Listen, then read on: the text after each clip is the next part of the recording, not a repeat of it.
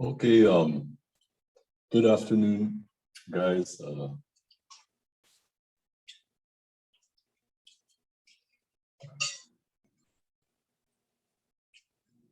Yep, so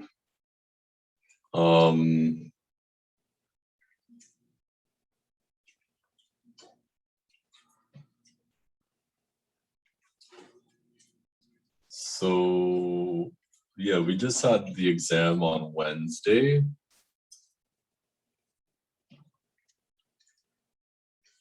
I want to take up the solutions in a separate video this afternoon or tonight or something.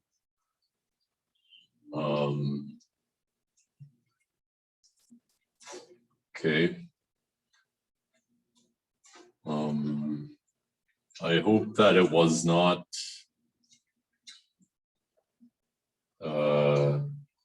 too stressful. I don't know. Okay, so anyways, let me try and adjust.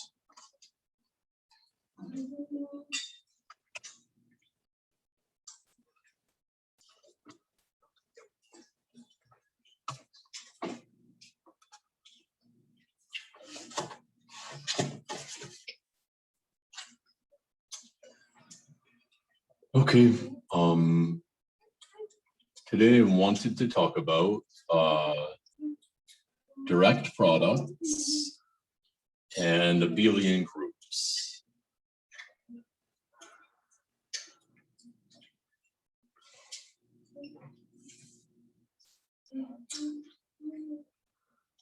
Okay.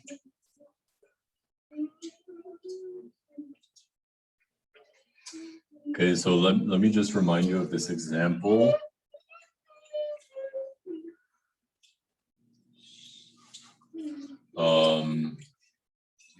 We have C15, that is an abelian group.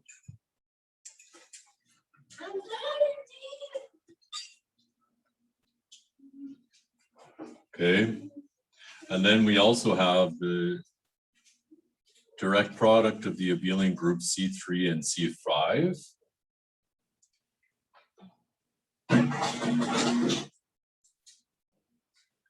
Okay, and what we know is that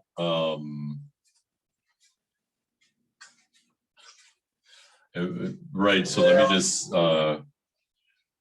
this might be like the ordered pairs y, z, such that, or sorry, y to the I, z to the j. And then there's the relation that y to the I, or y cubed is the identity, and z to the fifth is the identity. Okay, and these two groups are two abelian groups of order 15. They're two groups of order 15.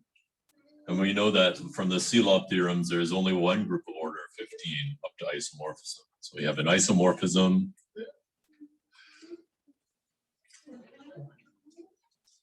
Oops, I should put isomorphic. Okay.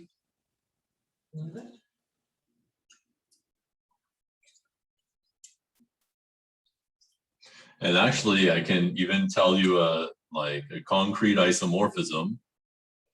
I can define phi from C15 to C3 cross C5.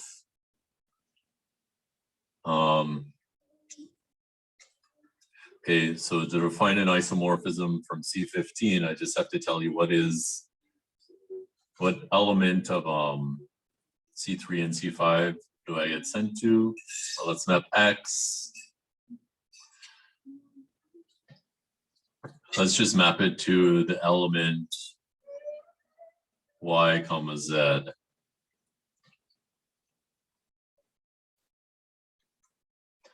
Oh, this is a good question in the chat. Will Cm times Cn always be isomorphic to Cmn? And the answer is sometimes. I can tell you when it's, I can give, so in this example it is. And I'll tell you an example where it's not. C2 cross C2 is not isomorphic to C4, right? Because every element in C2 cross C2 has order 2. This has an element of order 4. They're not isomorphic. And in general, the problem is they're going to be isomorphic when M and N have no common factors. In other words, the GCD is 1. Okay. So now we have, I've defined kind of a function from C15 to C3 cross C5. Well, I've told you what X gets mapped to. And for phi to be a homomorphism, that means we can like extend, we can, like there's only, for phi to be a homomorphism, there's only one thing that X squared gets sent to X cubed and so on. So implicitly, we have that phi of X squared, for example, is just has to be phi of X times phi of X, which is just YZ times YZ. And then the definition of multiplication on the direct product just says you multiply the Y's and the Z's. Right. And then, so of course, phi of X to the I is just Y to the I, Z to the I. Okay. And that is all fine, except that if, you know, we need to check that here we have an X to the 15th equals the identity.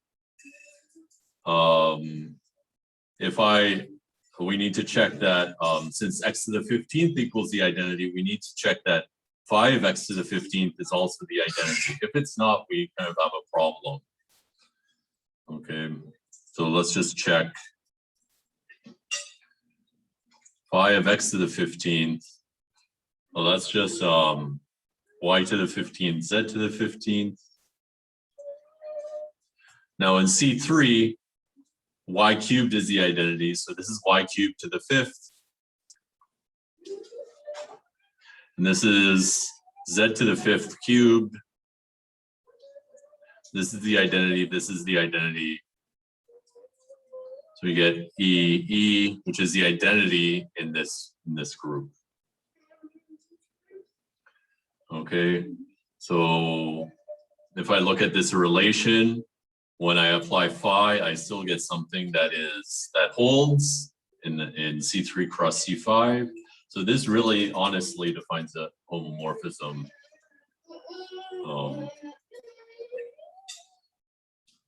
Okay.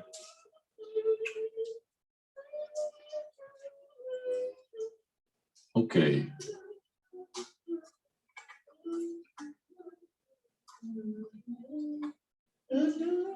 Right.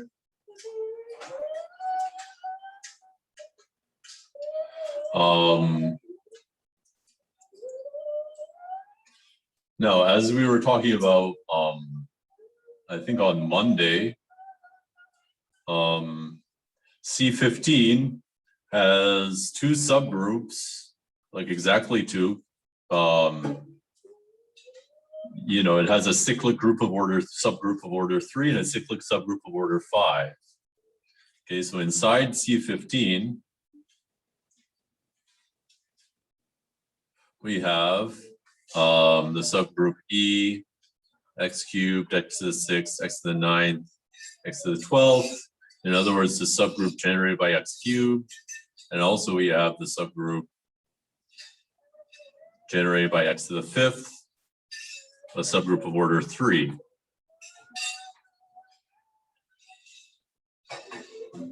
Okay, and then a natural question is, can we build up C15 from these two subgroups? Okay, so we can say, let y be x cubed and z be x to the fifth. And can we build C15 from these two subgroups?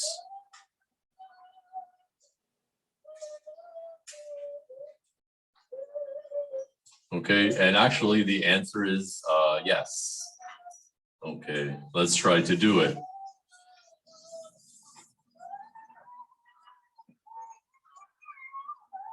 Let's just try and do it concretely. Let's solve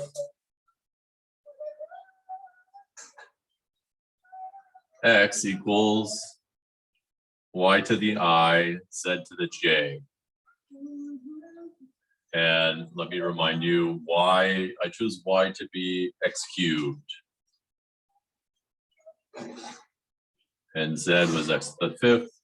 So we have to solve x equals x to the 3i times x to the 5j.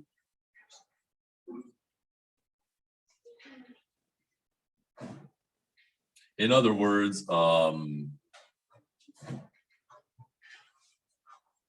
x to the 1 minus 3i minus 5j equals the identity.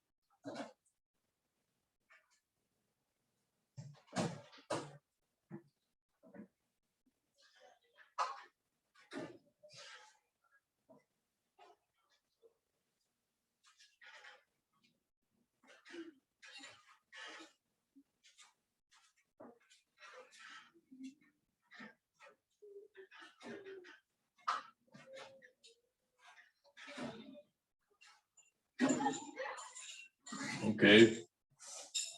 Well, if we could only solve this equation equals 0, that would be good enough, because if we can find I and j such that 1 minus 3i minus 5j equals 0,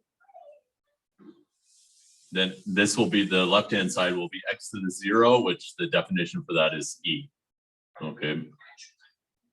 So let's try to solve 1 minus 3i minus 5j equals 0. In other words, 1 equals 3i plus 5j. Of course, this is just kind of like a Diophantine equation. We can use the Euclidean algorithm. Actually, it's probably not even necessary to do that. You can just try and guess an answer. Like you could guess I equals 2, j equals minus 1. For us, a solution will be good enough. Not all the, we don't need all the solutions. So the solution is I equals 2, j equals minus 1. Of course, there are many others, like -3 and 2. -3 for I and 2 for j would also work, and many, many others. Okay. So we can write, so if we plug it in, we can write x equals x to the 3 times 2 times x to the minus 5. That is x cubed squared times x to the 5th inverse. This is y, this is z, so this is y squared z inverse.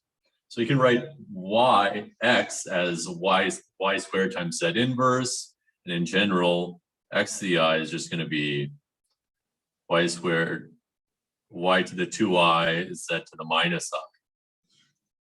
Okay. So every element of C15 can be expressed in terms of y's and z's.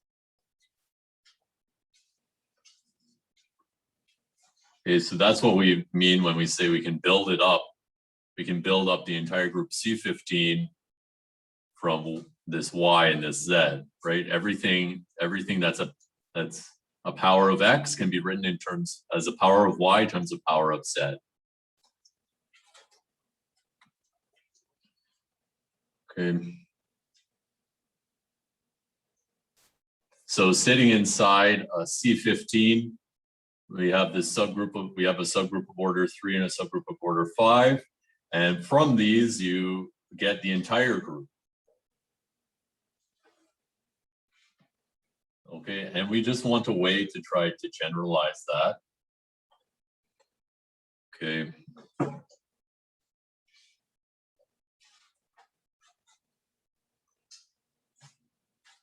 Okay, so let us first remember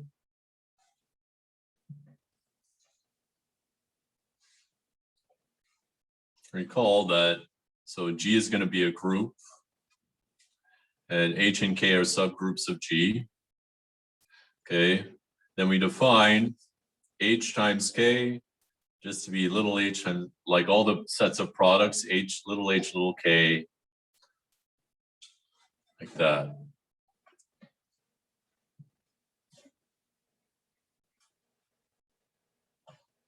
Okay, and then we already proved this, but we have this proposition which says that HK is a subgroup of G if and only if HK equals KH.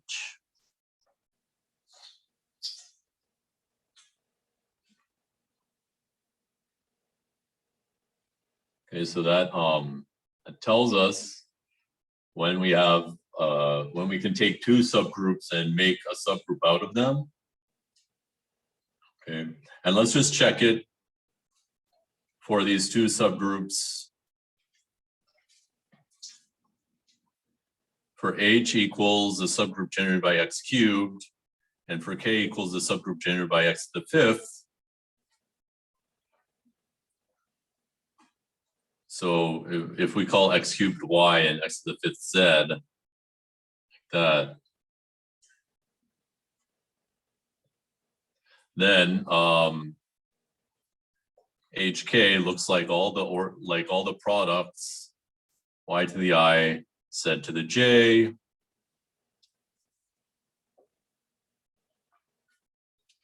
which is all the products X to the 3I, X to the 5J, but X to the 3I and X to the 5J commute with each other because they're both powers of X.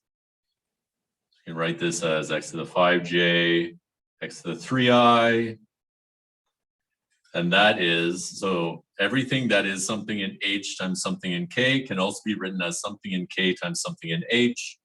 So this is just KH.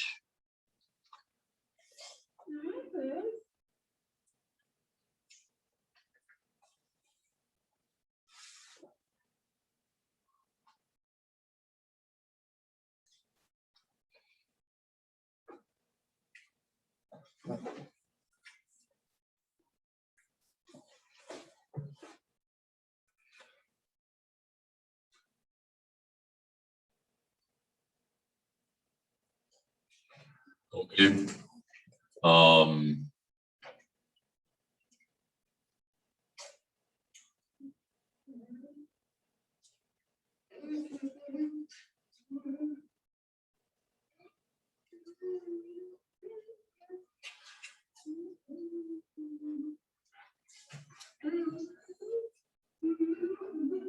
Okay, so now we want to ask the question.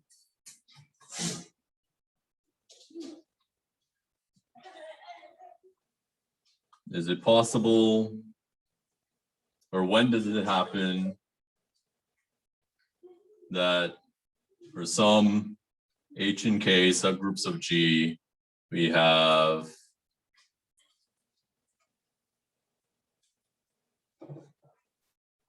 G is isomorphic to the direct product of H and K? Or when does it happen that we have this thing?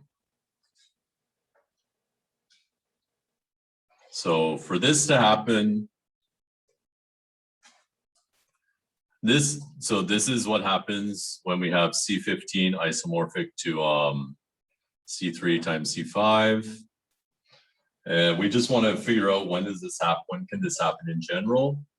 Okay, one thing that we need is that, so in this direct product, all the things in H commute with all the things in K. So for this to happen,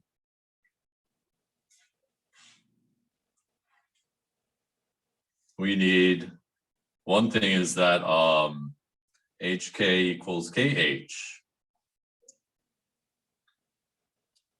For all H and H, K and K.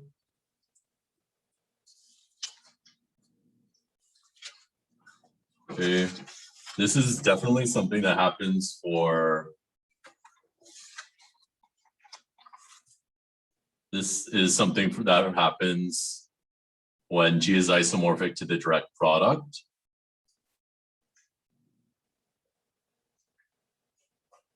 Okay, what else can happen?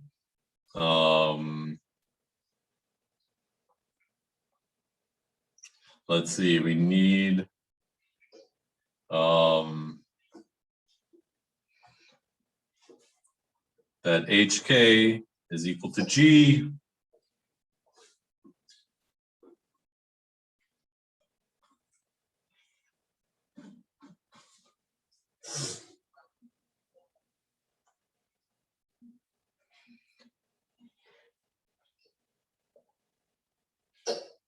And then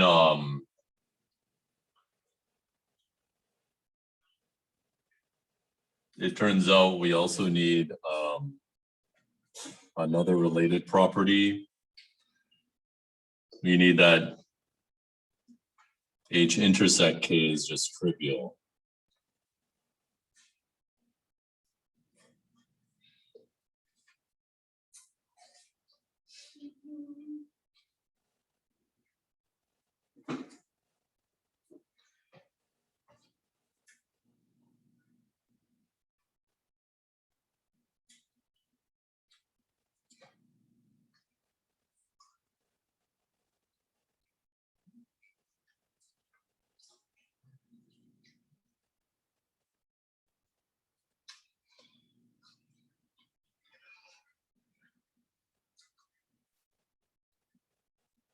Okay, so let me just try and write down a theorem which answers this question of when a group can be built up out of two of its subgroups as a direct product.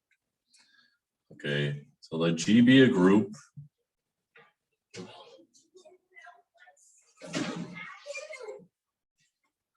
Let H and K be subgroups of G. Okay. And then we have that the following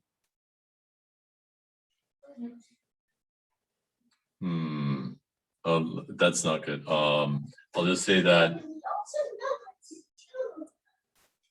then G is isomorphic to H times K.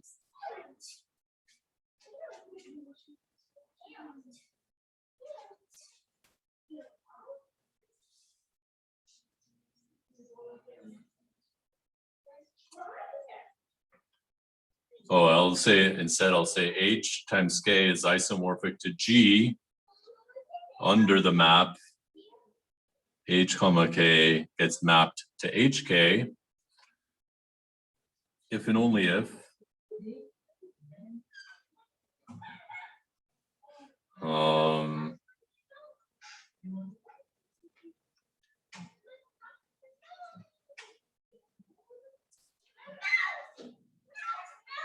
let's see.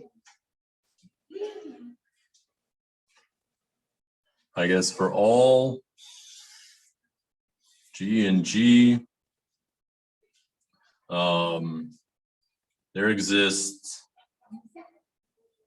unique H and K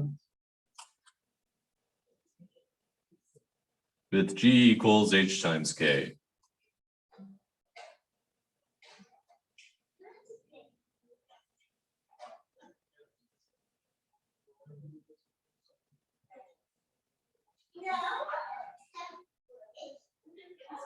Okay, and this doesn't seem like what I wrote here for these three. But it turns out this this condition implies these three things.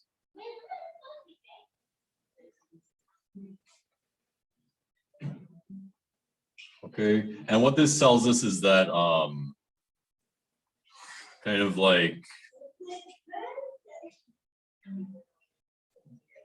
yeah, roughly everything in G can be constructed as something in H times something in K uniquely.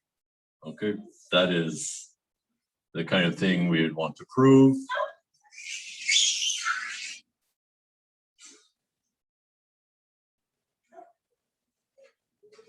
Okay,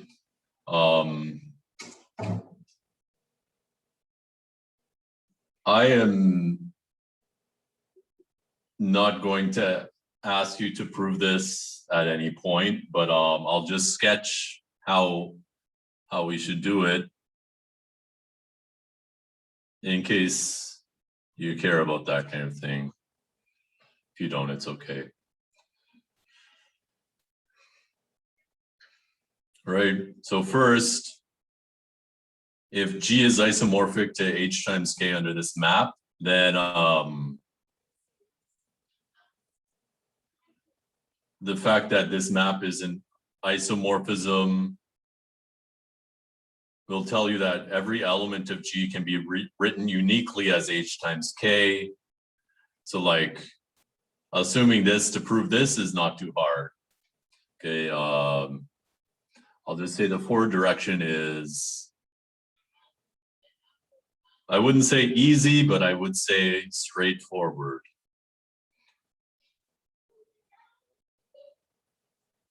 Okay, what about the backward direction? Okay. Well, for the backward direction, you want to show that so we define phi from H times K to G by phi of HK equals H times K. Okay. First of all, phi is onto.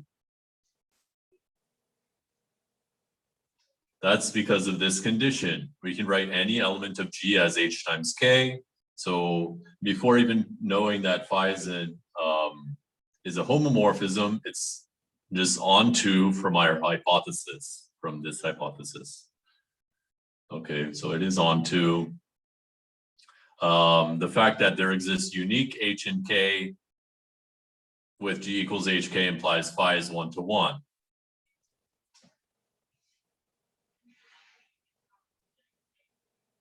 Okay, the tricky part is to show that it's a homomorphism.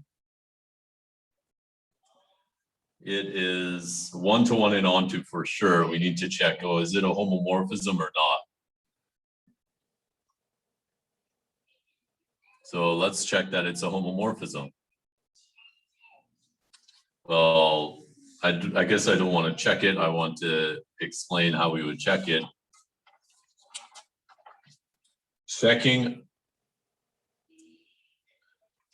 phi is a homomorphism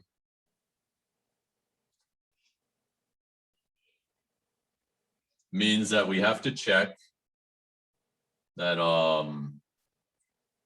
H times K times H prime K prime equals H prime times K prime.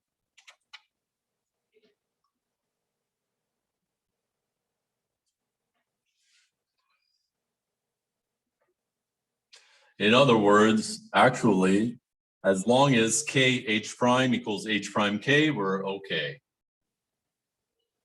So it's enough to just check K H prime equals H prime K for all K in K, H prime in H.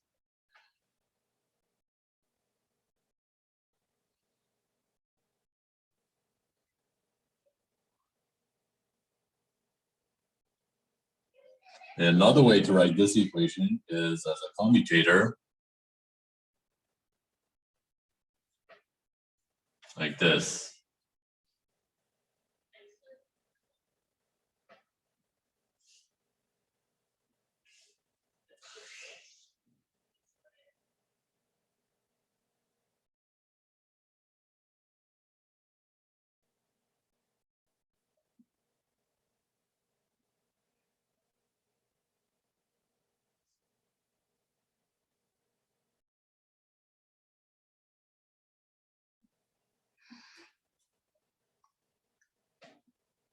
Okay.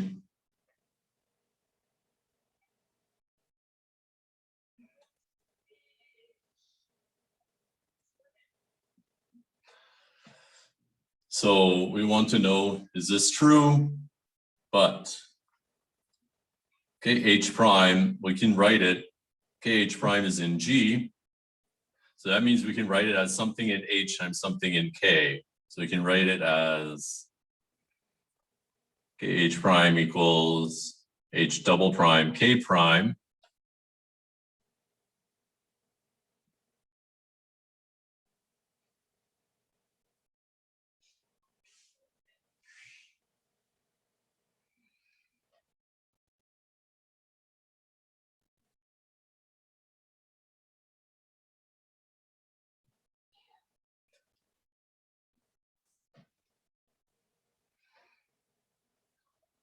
Okay.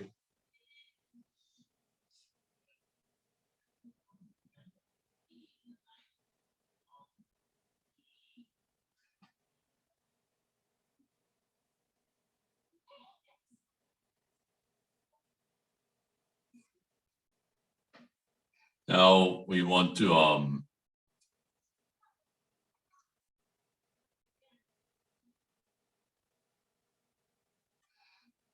like rearrange both sides. So what we do is we do K times K prime inverse equals H double prime times H prime inverse. Like we multiply on the right by, or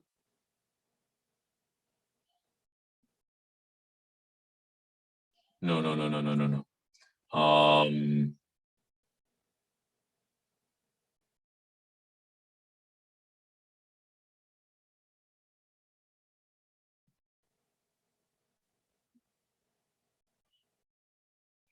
That doesn't work.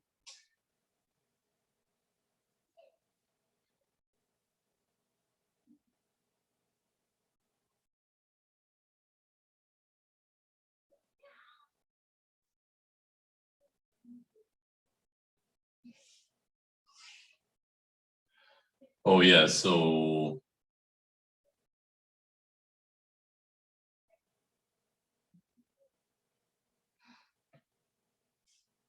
I'm sorry, getting too bogged down here, but like, let me just tell you, the next thing you would show is that H intersect K is trivial, because if there's anything in the intersection, if G is in H intersect K, you can write G as G times E equals E times G, which is like two distinct representations of G.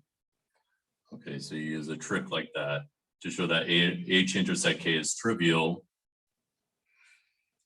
And then the last problem is that you need some way to show that these two elements commute. I'm not remembering off the top of my head how to do that, but essentially what you have to show is that you then have to show that H or K are normal in G. That would be the next step. Once you do that, the rest is like straightforward. So I'll just put dots. Okay. But this tells you when a group can be broken up in terms of its subgroups. Okay. And then you can like prove different corollaries. So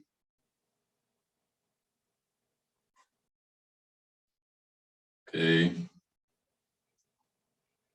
If H and K are subgroups of G.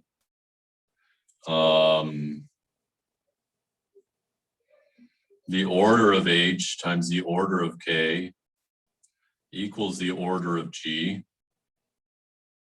And the GCD of H and the order of K is 1. Then G is isomorphic to H times K. Or in other words, every element of G can be written as H times K uniquely. Okay, another corollary would be that if H and K are normal subgroups of G, H intersect K is trivial, and HK equals G, and G is isomorphic to H times K.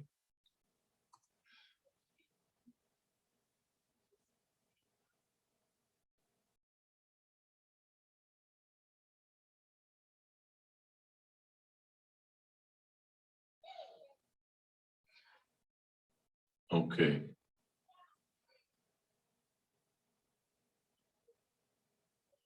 And, you know, you can use this kind of thing to build up, you can use direct products to build up bigger groups. Okay, this tells us, so another corollary that I'll tell you is that if the GCD of M and N is 1, then CMN is isomorphic to CM times CN.